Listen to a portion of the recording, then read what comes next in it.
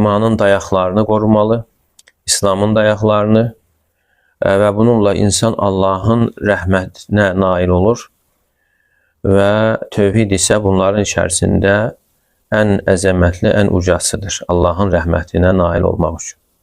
Və buna görə də insan tövhidini qorumalı, şirkə düşməkdən həzər etməli, həm böyüyünə və həmçinin də kiçiyinə.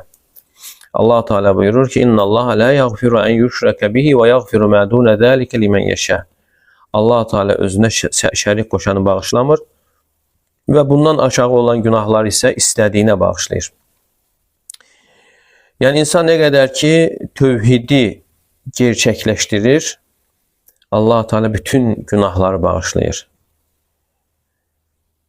Yəni tövhid kəlməsini, mənasını bilərək və onun gərəkdirdiyini yerinə yetirmək.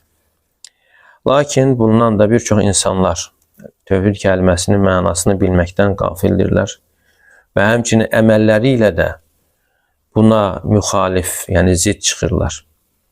La ilahə illallah kəlməsinin mənası la mə'budə bihaqqin illallah.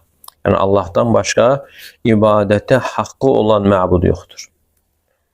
Yəni başqa ilahlar, məbudlar batildir. Yəni haqq məbud, haqq ilah ibadət olunan isə Allah Teala'dır.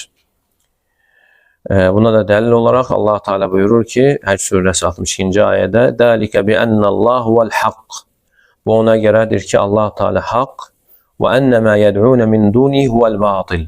Onların Allahdan qeyri ibadət etdikləri isə batildir. Və ennallaha huvel aliyyul kebir.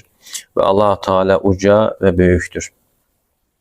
Və buna görə də insan tövhid kəlməsini, birinci mənasını bilməli və sonra onu gerçəkləşdirməli və həmçinin şirkdən, böyüyündən və kiçiyindən də çəkinməli və eyni zamanda riyadan, yəni gizli şirk, riyadan da çəkinməli və eyni zamanda riya, yəni insanlara eşitdirmək, bir var göstərmək mənası ilə etmək və bir də eşitdirmək üçün əməl etmək. Hər ikisindən də insan bundan çəkinməyə çalışmalıdır. Yəni sözsüz ki, bundan çəkinmək yəni heç də asan deyildir. Yəni riyadan. Yəni bəzən insan deyə bilər ki, burada nə var ki? Yəni ola bilər insan böyük şirk deyil, pirlərə getməsin, digər o bildiyi zahiri əməllərdə böyük şirkdən uzaq olsun, amma gizli şirkdən çəkinmək çox çətindir, çox ağırdır. Nəyə görə çətindir? Ona görə ki, bəşər nəfsinin dərinliyində əkilən bir xəstəlik var, tərif sevgisi.